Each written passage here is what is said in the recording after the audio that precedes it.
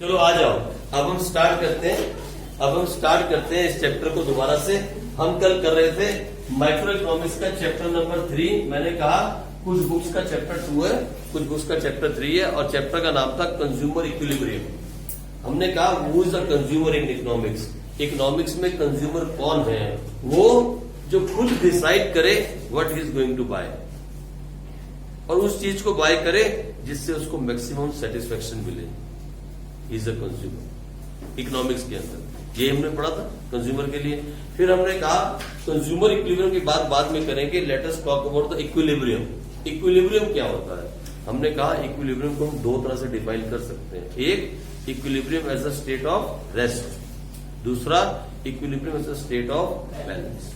जब बात आई equilibrium as a state of rest की, तो हमने कहा एक एग्जाम्पल के साथ, एक ऐसी जगह जहां से अब कंज्यूमर अपना एक्सपेंडिचर चेंज नहीं करना चाहता, क्योंकि जितना वो स्पेंड कर रहा है और जितनी सेटिस्फेक्शन से मिल रही है, he is very happy in that. यही हमने पढ़ा एग्जाम्पल के साथ। अब आगे चलें, equilibrium as a state of balance की बात करें। अब हम ये पढ़ने वाले हैं, as a state of balance. अगर समझ में ना भी आए तो आप घबराना नहीं। आपको समझ में नहीं भी आए तो घबराना नहीं, क्योंकि हम फिर आगे पढ़ेंगे कंज्यूमर इक्विलिब्रियम इसी चैप्टर में लास्ट में जाके। ये तो सिर्फ मैं आपको समझा रहा हूं कि इक्विलिब्रियम जो है जनरल टर्म है, जिसको हम कंज्यूमर के साथ ही एसोसिएट ना करके और भी कहीं पढ़ सकते हैं। इतना समझा रहा हूं, ठीक है जी। आ जाओ, लिखो equilibrium as a state of balance. इसके अंदर लिखो equilibrium as a state of balance means you refer to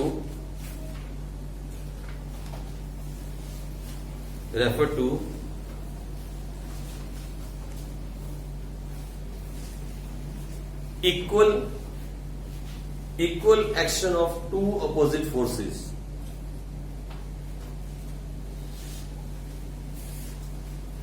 Equal actions of two opposite forces. ठीक है जी। देखो, जब हम बात करते हैं equal action of two opposite forces, तो मैं आपको बताऊं इस पूरी इकोनॉमिक्स के अंदर, पूरी इकोनॉमिक्स में, नॉट ओनली क्लास 11 के लिए, पूरी इकोनॉमिक्स के अंदर जो भी इकोनॉमिक्स सब्जेक्ट है उसके अंदर हम स्टडी करते हैं दो फोर्सेस के बारे में। दो फोर्सेस। पूरे मार्केट में दो तरह की ताकतें हैं, एक डिमांड और दूसरी सप्लाई। ये दो ऐसी ताकतें हैं जो किसी भी चीज के प्राइस को क्या कर सकती हैं? सेट कर सकती हैं। आपने कभी दिमाग से लाकर सोचा नहीं होगा ये कैसे पता किया गया कि ये पेन 10 रुपए का बिकेगा? ये कौन सेट करता है बार बार कि आज सोना 55,000 का बिकेगा, कल सोना 48,000 का था, कल 53,000 का 1 ग्राम हो जाएगा, 10 ग्राम। ये कैसे तय होता है? कभी आपने सोचा? ये कैसे तय होता है कि आज डॉलर का रेट 75 है और कल वो 74 था, परसों 76 हो गया? ये कौन तय करता है? कौन है इसके पीछे? कभी सोच के देखो। मार्केट में हर चीज का प्राइस चेंज हो रहा है। आज कुछ था, कल कुछ है, परसों कुछ और है। आपने देखा ऐसा होता है ना? आपकी दुकान पर भी आपने देखा होगा, कोई चीज बिस्किट का पैकेट कभी 30 रुपए का था, आज वो 40 रुपए का है ना? देख रहे हो आप? ये कौन है? ये कौन है इसके पीछे? कौन प्राइस तय करता है मार्केट के अंदर? प्राइस तय करता है equilibrium of two opposite forces. किसी भी कमोडिटी का प्राइस मार्केट में तय होता है where there is a equilibrium between the two opposite forces. जहां ये दोनों की दोनों आपस में इंटरसेक्ट कर जाती हैं, वो बोलते हैं equilibrium price of the commodity, और उसे ही कहते हैं equilibrium as a state of balance. आई बात समझ में? मैं आपको थोड़ा समझाता हूं। देखो, ये छोटे से ग्राफ पे बात को समझना, मैं थोड़ा समझाता हूं भाई।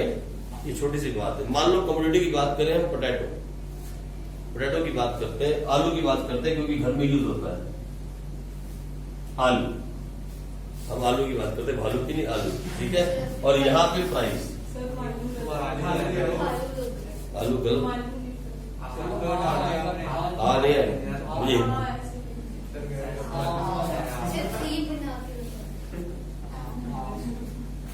आप ठीक है? पोटैटो ठीक है। चलो, आज मुझे हिंदी लिखने बहुत टाइम हो गया। लो, ठीक है जी।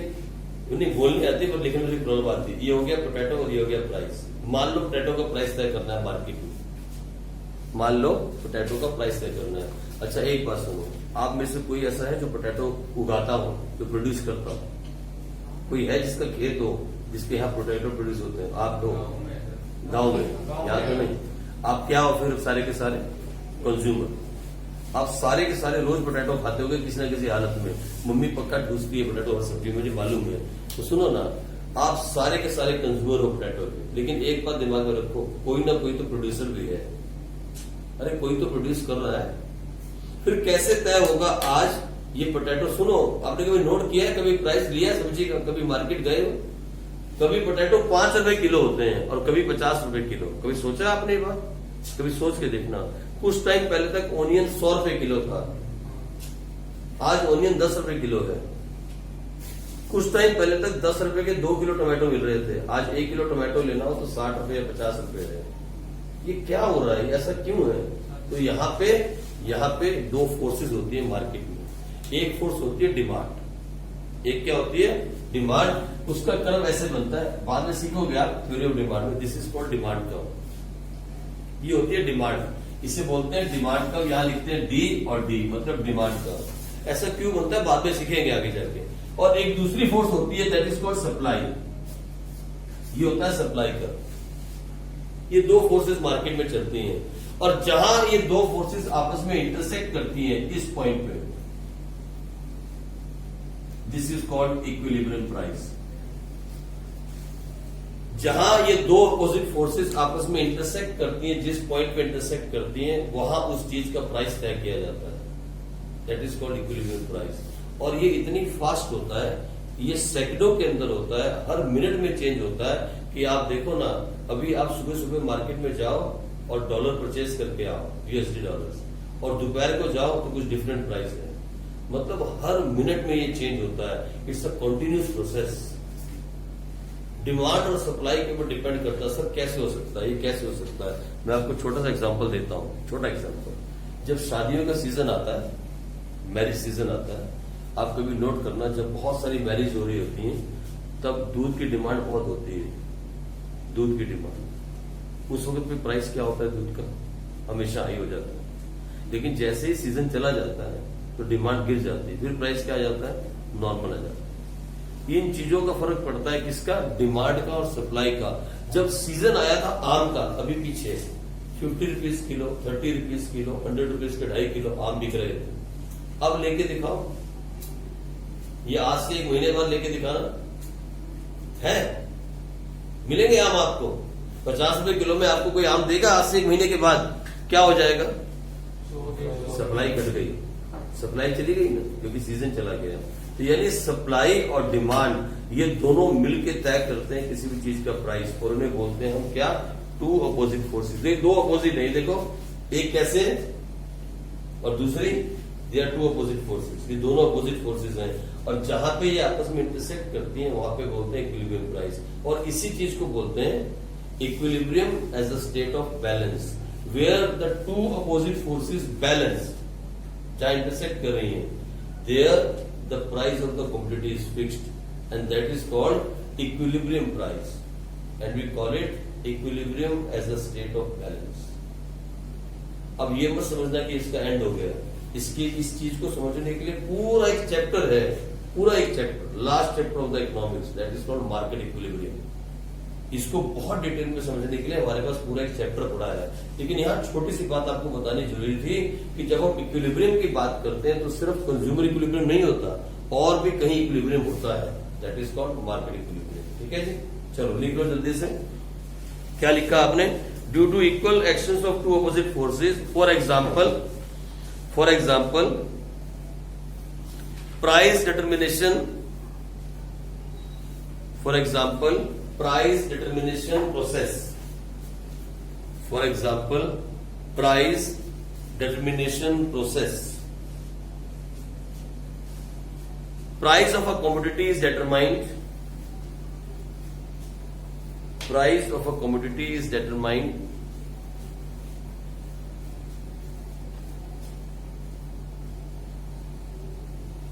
at a point at a point where two opposite forces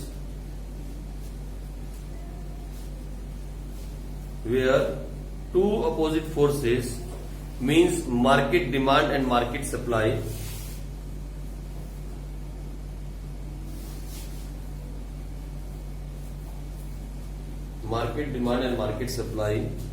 tend to be equal. मतलब इक्वल टेंट मतलब वर्ड चेंज कर सकते हो. Where two market forces are opposite forces are equal. जहां ये इक्वल हो गई, इक्वल होगी ना दोनों एक जगह पे आके इस पॉइंट पे, है ना. और फिर आगे लिखो इसी के अंदर, इसी में आगे लिखो and any change in it will restore the equilibrium ultimately. And any change in it will restore the equilibrium ultimately.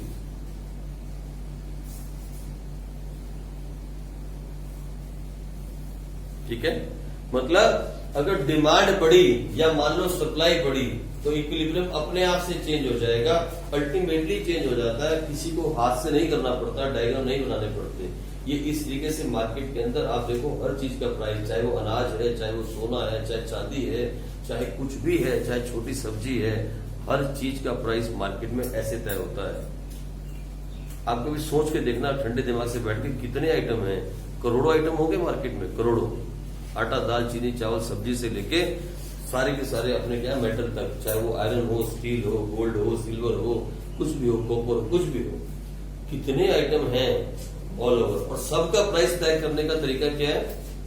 Where the demand and supply are equal, where the intersect. जहां डिमांड और supply equal हो जाते हैं वहां पे उस quantity का price तय कर दिया जाता है. और ये कैसे होता है? ये मार्केट में ऑटोमेटिकली होता है भाई, ऑटोमेटिकली. सीजन आया, जैसे सीजन आया, आम ही आम. हर ट्रक वाला आम लेके आ रहा है, हर खेत से आम आ रहे हैं, प्राइस क्योंकि सप्लाई बढ़ गई, डिमांड उतनी है नहीं तो प्राइस नीचे. सीजन जा रहा है, अब कम आम आ रहे हैं लेकिन लोग अभी भी खाना चाहते हैं, डिमांड है पर अब सप्लाई घट गई तो प्राइस. यही चल रहा है ना. यही चलता है प्राइस के साथ. और इसको बोलते हैं market forces. These are called market forces. आप अपने साथ घर में लगा के देखो. आप घर मम्मी से पूछ के देखना, मम्मी अब टमाटर का क्या प्राइस है? बोलेगी 40-45 रुपए. फिर पूछना 40 रुपए तो सब्जी लाता है, इसका मतलब यही प्राइस है. और आप पूछना, सही बात करनी चाहिए. और आप आज से मम्मी, आज से 1 महीना पहले कितना था? वो बोलेगी 10 रुपए या 5 रुपए किलो. क्योंकि बारिशें हो गई और उसके बाद ये पैंडेमिक आ गई, उसके बाद ये कोरोना की वजह से जो है टमाटर जो लगे थे खेतों में टूटे नहीं. सप्लाई बहुत कम है इस टाइम, इसलिए मार्केट में प्राइस बहुत ज्यादा चल रहा है. तो ठीक है जी, हो गया खत्म. आ जाओ आगे चले. हम लिखे explain the meaning of utility. ये यूटिलिटी क्या होती है? यूटिलिटी हम तीसरे टॉपिक पे चलते हैं. Meaning of utility. ये यहां से इंपॉर्टेंट है जी, बहुत ज्यादा इंपॉर्टेंट है. आपको नोट करना. कोई बात नहीं समझ में आया तो वहीं के वहीं मुझे रोक के पूछ लेना, क्योंकि बाद में समझाना मुश्किल हो जाएगा. अभी पूछ लोगे तो बहुत बढ़िया रहेगा. मीनिंग ऑफ यूटिलिटी मतलब सेटिस्फेक्शन. मैंने आपसे कहा था यूटिलिटी का मतलब है सेटिस्फेक्शन. लेकिन लिखो, इसके बारे में लिखो जल्दी से. Utility is the amount, no, utility is the want. Utility is the want satisfying power of a good. Utility is the want satisfying power. Underline करना. Want satisfying power of a good. मतलब एक good में जो आपकी जो want है उसको satisfy करने की ताकत को बोलते हैं यूटिलिटी. किसी भी गुड्स के अंदर जो आपकी सेटिस्फेक्शन, जिससे आपको संतुष्टि मिलती है, उस आपको संतुष्ट करने की ताकत को बोला जाता है यूटिलिटी. अब इसको पिज्जा खा के संतुष्टि मिलती है, उसको बर्गर खा के मिलती है, उसको चपाती खाने से संतुष्टि मिलती है. सबको अलग अलग चीज से संतुष्टि मिलती है. किसी को मैगी बहुत पसंद है, वो मैगी मैगी खाना चाहता है, और किसी को मैगी बिल्कुल पसंद नहीं है, वो चपाती खाना चाहता है ना? ऐसा आप देख लो, आपके साथ ऐसा होगा। आप सब में से सबको डिफरेंट डिफरेंट चीज से रूटीन मिलेगी। आपको मैगी सेटिस्फाई करती होगी या आपको अच्छा, हाँ ये तो मैगी की प्रात में मैगी बैठ के खाती है, मैंने सुना था। हाँ, वो बोलते मैगी नहीं खाती है, ये एक प्लेट मैगी नहीं खाती है, ये जब भी बनाती है 3-4 इकट्ठे बनाती है ना? और फिर ऐसे ऐसे कर करके वो एक्टिंग करके बता रहा था भाई, इसका ऐसे लटका लटका खाती है। ठीक है, तो सुनो, किसी को मैगी सेटिस्फाई करती है, किसी को पिज्जा सेटिस्फाई करता है, और किसी को वो जैसे गरीब आदमी को चपाती भी सेटिस्फाई कर देती है। डिपेंड करता है कि आपके पास कितना पैसा है ना। तो इसीलिए जो वांट सेटिस्फाइंग पावर होती है किसी भी गुड्स की, उसे बोल देते हैं यूटिलिटी। ठीक है जी, वांट जो आपकी वांट मैंने आपकी इच्छा, उसको सेटिस्फाई करने की जो ताकत है उसे बोलते हैं यूटिलिटी ऑफ दैट गुड। लेकिन प्रॉब्लम यह है कि ये एक फीलिंग है। सेटिस्फेक्शन कितनी हुई? मम्मी मैंने चपाती खाई, मुझे ना 5 रुपए की सेटिस्फेक्शन मिली, बोल सकते हैं आप। मम्मी मैंने आज चावल और दाल खाई, मुझे 10 रुपए की सेटिस्फेक्शन मिली, बोल सकते हैं आप? नहीं, आप इसे नाप नहीं सकते। इसे मेजर, वजन नाप सकते हो आप। आपका वेट कितना है 1 मिनट में नाप दोगे, आपकी हाइट कितनी है 1 मिनट में नाप दोगे, लेकिन आप कितने सेटिस्फाई हुए कुछ खाने के बाद, ये नाप के दिखाओ। लेकिन कभी कभी आप जैसे खाना खाते हो मम्मी को बोलते हो वाह मजा आ गया, और कभी कभी ऐसे नाक सा बना के आप खा लेते हो। देखा आपने, सुना कि अभी आपके साथ हो रहा है। मैं आपके घर की बात कर रहा हूं, आपके घर की, बाहर इकोनॉमिक्स को छोड़ो। होता है कि नहीं, कभी कभी पनीर की सब्जी बनी होती है, भूख लगती है मुझे, कभी कभी पनीर की सब्जी बनी होती है और आप 4-5 चपातियां खा जाते हो, और कभी कभी वो टिंडे बने होते हैं, टिंडे, और आप बोलते हैं चल दफा नहीं खाने, मैगी बना, ऐसे होता है ना। तो फिर वो जो वांट सेटिस्फाइंग पावर है ना, that is called utility of that good. पर ये सबकी अलग अलग होती है, और ये फीलिंग है, it is just a feeling. लेकिन जो इकोनॉमिस्ट है, इकोनॉमिस्ट, उन्होंने इस फीलिंग को नापने के लिए भी कोशिश की है। जैसे वेट को हम केजी में नापते हैं, जैसे हाइट को हम सेंटीमीटर या फुट में नाप लेते हैं, ऐसे ही यूटिलिटी को नापने के लिए भी एक मेजरमेंट बनाया गया, उसे बोला गया यूटिल। लिखवाऊंगा, रुको, उसे क्या बोला गया? यूटिल। ठीक है, आगे लिखो, जल्दी से आगे लिखो। It is a psychological process. जो यूटिलिटी है वो साइकोलॉजिकल प्रोसेस है। It is a psychological process, PSCHYOLOGICAL। It is a psychological process. आगे, it is a feeling. It is a feeling which differs from customer to customer. It is a feeling which differ from customer to customer.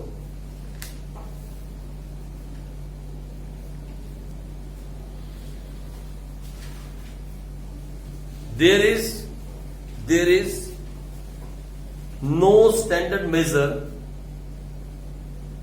There is no standard measure of a feeling.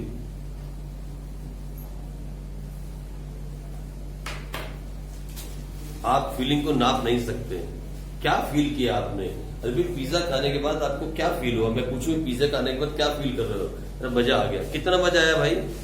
ये नहीं बता सकते किसी को, ये आप किसी को नहीं बता सकते नंबर के अंदर। ये काम आप किसी को बता नहीं सकते, इसीलिए ये एक फीलिंग है जिसे हम नाप नहीं सकते। देयरफॉर, आगे लिखो, therefore economist use an imaginary figure, not figure, measure. Economists used an imaginary measure to check the utility, या to count the utility. Economists use an imaginary measure to check the utility, and that measure is called util. UTIL.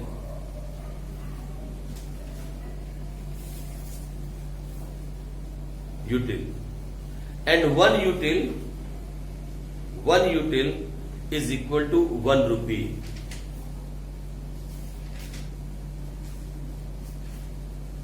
ऐसा assume करते हैं हम। That's how we assume it, that 1 util is equal to 1 rupee. मतलब wait को नापना हो तो KG, height को नापना हो तो सेंटीमीटर्स, ठीक है जी, ऐसे नापते हो ना, और कुछ भी नाप सकते हो, लेकिन सेटिस्फेक्शन नापनी हो तो क्या यूज करोगे आज के बाद? यूटिल।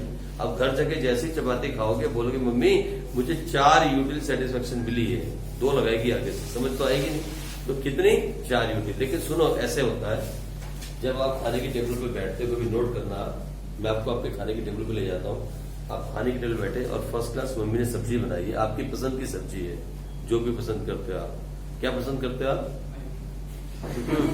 हाँ, और हाँ, हमारे घर में मैगी के साथ चपाती खाते हैं, क्या पसंद करते हो आप? क्या? लौकी, राजमा, राजमा, साधारण राजमा। ओके, मान लो राजमा की सब्जी बनी है, देखना क्या होता है। एक मिनट रुको, रुको। सब्जी नहीं बनती, दाल बनती है। दाल अलग क्या यार, कहाँ से? साउथ से क्या? इधर सुनो मेरी बात, इधर देखो, पंजाबियों के राजमा की सब्जी होती है, इधर देखो। अभी राजमा की सब्जी बनी है, मम्मी ने आपके सामने थाली रखी, इधर देखो, इधर साथ में थोड़ा रायता भी है, साथ में थोड़ा सा पिकल भी है, और मम्मी ने आपके सामने थाली रखी, और पहली चपाती गरम गरम, ऐसे खाते हो सारे आप लोग, है ना, इंडियन ऐसे खाते, और गरम गरम चपाती पहली आपके थाली में आई फर्स्ट। अच्छा, सुनते रहना, ठीक है। उसके बाद दूसरी भी आई, फिर तीसरी भी आई, फिर चौथी भी आ गई। मुझे बताओ, जो सेटिस्फेक्शन आपको पहली चपाती से मिली थी, क्या वो सेम सेटिस्फेक्शन आपको चौथी चपाती से मिलेगी? जब आपने पहली चपाती खाई तो आप भूखे थे, आपको भूख लगी थी, आप ट्यूशन से पढ़ के गए थे, बहुत भूखे थे, मजा आ गया पहली चपाती खाते।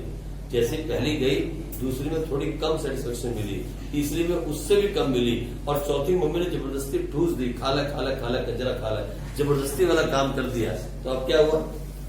सेटिस्फेक्शन जो है आपकी गिरती चली गई। यानी जो सेटिस्फेक्शन है वो गिरती चली जाती है।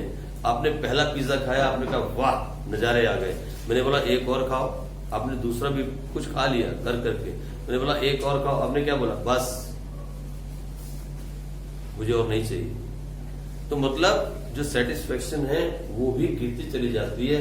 The time you consume more and more of the same goods at same time, the satisfaction level will be always going down. होता है ना ऐसा आपके साथ? खुद करके देख लो, चाहे आपको पिज्जा बहुत पसंद हो या आपको बर्गर बहुत पसंद हो, लेकिन अगर एक ही टाइम पे मैं आपको बोलूं 4 बर्गर खा के दिखाओ, तो जो सेटिस्फेक्शन पहले बर्गर से मिलेगी उससे कम दूसरे से मिलेगी, उससे कम तीसरे से मिलेगी, और हो सकता है चौथा खाने के बाद तो आप सीधा दौड़ो वॉशरूम की तरफ, अब और नहीं चल सकते। ऐसा होता है कि नहीं होता? इसी को हम बोलेंगे, इसको हम पढ़ेंगे। ये सारी बातें जो हम कर रहे हैं ना, ये हम पढ़ने वाले हैं। इधर हेलो मैडम, रुको मेरी बात सुनो, काम की बात है, इसी को हम पढ़ेंगे। ये कानून है, एक लॉ है, और इसी को हम बोलते हैं law of diminishing marginal utility. मैंने लिखवाया था ना, यही वो लॉ है। ये चैप्टर हार्ड नहीं है, किताबों ने इसे हार्ड बनाया, ये मजेदार चैप्टर है। ये वो घर का चैप्टर है जो हर घर में यूज होता है और हर रोज यूज होता है, लेकिन हमें मालूम नहीं था आज से पहले कि जब हम चपाती खा रहे हैं तो हमें सेटिस्फेक्शन जो मिल रही है उसे बोला जाता है यूटिल। क्या बोला जाता है? यूटिल। और हम ऐसा एज्यूम करते हैं कि 1 यूटिल इज इक्वल टू 1 यूटिल।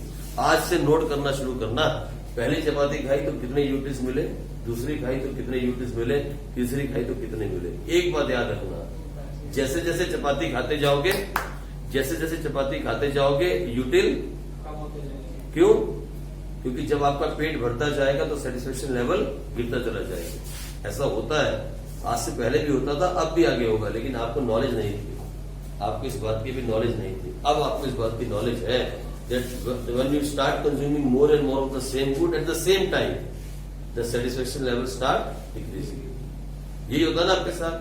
तो चलो देखो, टाइप्स ऑफ यूटिलिटी कितने टाइप की होती है? यूटिलिटी के टाइप्स क्या है जो हम पढ़ने वाले हैं? Basically there are 2 types of utility. One is cardinal utility, CARDINAL, cardinal utility, and second one is ordinal.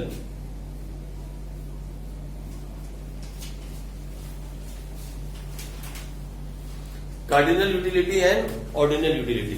अब इसमें कोई घबराने वाली बात नहीं है, नाम ही खतरनाक है, काम इनका वही है, ठीक है। Whenever we count the utility in numbers, जब हम नंबर्स में काउंट करें, मतलब क्वांटिटेटिव,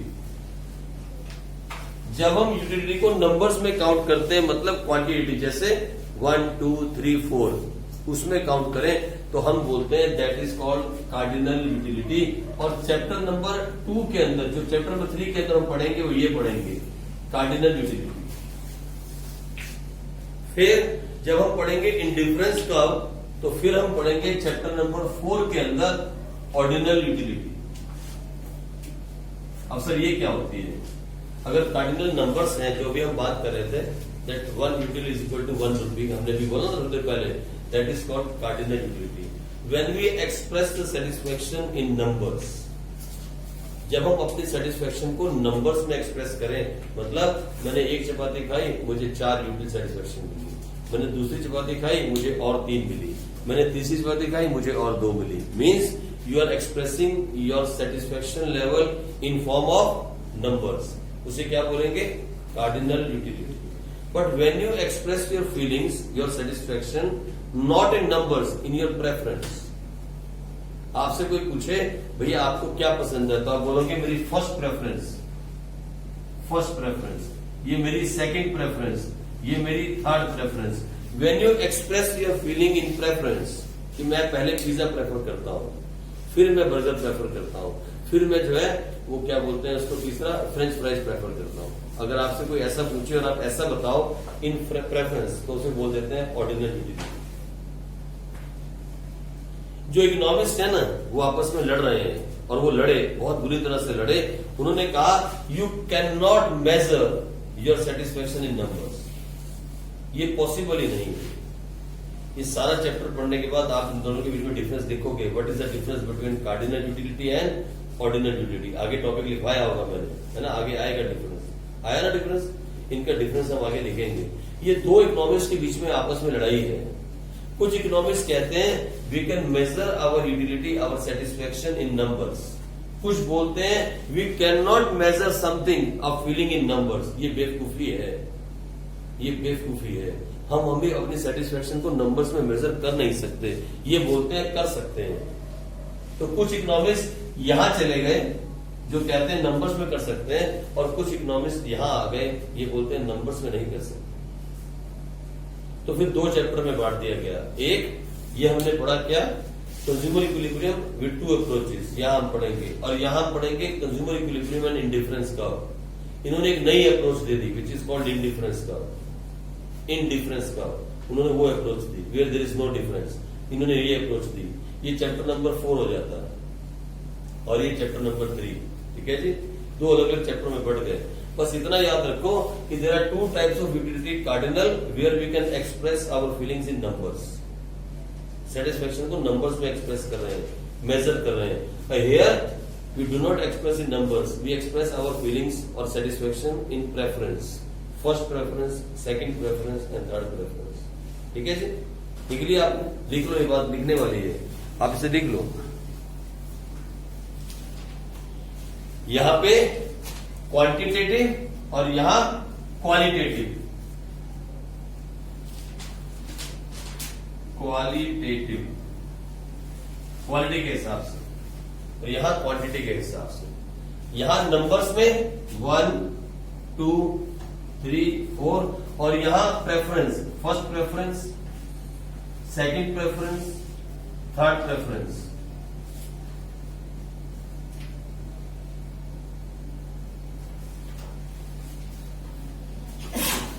आगे इसके बारे में डिटेल में हम पढ़ेंगे। We are going to study about this in detail में हम इसकी स्टडी करने वाले हैं, चिंता नहीं करना। ठीक है जी, ये पूरा चैप्टर जो हम पढ़ रहे हैं वो क्या है, वो है कार्डिनल यूटिलिटी के बारे में। जब हम जाएंगे consumer equilibrium and indifference curve, तब हम पढ़ेंगे ऑर्डिनल यूटिलिटी के बारे में। ये पेपर में पूछा जाता है क्वेश्चन, इसलिए मैं इतनी बार चिल्ला रहा हूं। ये पेपर में आता है कि हम दो तरह से कंज्यूमर इक्विलिब्रियम निकालते हैं। दो तरह से हम निकालते हैं, एक यूजिंग दिस अप्रोच और दूसरी यूजिंग दिस अप्रोच। ये दोनों अप्रोच हमें कहां से मिली? इकोनॉमिक्स से मिली। कौन से इकोनॉमिक्स ने दी और कब दी, ये कब आई, ये कब थी, आगे मैं पढ़वाऊंगा। आगे जब इसका डिफरेंस लिखवाऊंगा तो बताऊंगा ये अप्रोच कौन से साल तक थी, ये कब से आ गई, ये किसने दी, ये किसने दी। अब आगे पढ़ेंगे। ठीक है, चलो आगे चलते हैं, आगे चलें, आगे आ जाएं। नेक्स्ट है हमारे पास क्या टॉपिक है नेक्स्ट? टाइप्स नहीं, अभी नहीं, अभी होगा, अभी टाइप भी होने हैं। एक्चुअली में जो आपने लिखा ना टाइप्स ऑफ यूटिलिटी, उसको आप लिख दो टाइप्स नहीं, आप लिखो methods to measure the utility, उसको चेंज कर दो। जहां पे लिखा ना हेलो हिमांशी, जहां पे लिखा ना टॉपिक के ऊपर टाइप्स ऑफ यूटिलिटी, उसको काट दो और वहां लिखो methods to measure the utility. दो मेथड हैं, कार्डिनल और ऑर्डिनल। जहां लिखा है टाइप्स ऑफ यूटिलिटी, उसको काट के लिख दो methods to measure the utility. हो गया खत्म। अब आ जाओ टाइप्स ऑफ यूटिलिटी। ये लो, ये है टाइप्स। ये बहुत इंटरेस्टिंग है। अब मजेदार आएगा, आप घर में जाओगे तो आज इसे करोगे। टाइप्स ऑफ यूटिलिटी, दो तरह की होती है यूटिलिटी। एक, one is called TU, one is called MU. TU का मतलब टोटल यूटिलिटी और एमयू का मतलब मार्जिनल यूटिलिटी। चलिए टाइप्स ऑफ यूटिलिटी और जिससे आपने पहले पढ़ा है आउट मेजर्स, या जो है ना इससे पहले पढ़ा, जहां हमने टाइप्स लिखा वहां लिखो how to measure the utility. दो मेथड थे ना, कार्डिनल एंड ऑर्डिनल, वहां मेथड लिख लो how to measure the utility, methods of measuring utility. पिछले टॉपिक को चेंज कर दो, ये हो गया टाइप्स। अब दो टाइप्स हो गई, टोटल यूटिलिटी और मार्जिनल यूटिलिटी। ठीक है जी, ये दो तरह की होती है। अब ये क्या होती है, इसका एग्जांपल लेंगे फिर बात करते हैं। आ जाओ, लिखो मेरे साथ एक एग्जांपल। आप लिखो एक एग्जांपल और यहां लिखो यूनिट कंज्यूम। कुछ भी ले लो, क्या लें? चपाती ले लें, चपाती ले के पिज्जा ले, पिज्जा ले लो। मान लो पिज्जा ले लिया, ठीक है, गुड एक्स, पिज्जा ले लिया, फाइन। चलो हम पिज्जा खा रहे हैं दुकान पे बैठ के। 1 2 3 4 5 और 6। ये राहुल ही कर सकता है 6 पिज्जा एक साथ, और ये राहुल पिज्जा खा रहा है। मैं आपको कंसेप्ट समझाता हूं क्या है टोटल का और मार्जिनल का। इससे आपको समझ में आ जाएगी, वैसे समझ नहीं आएगी।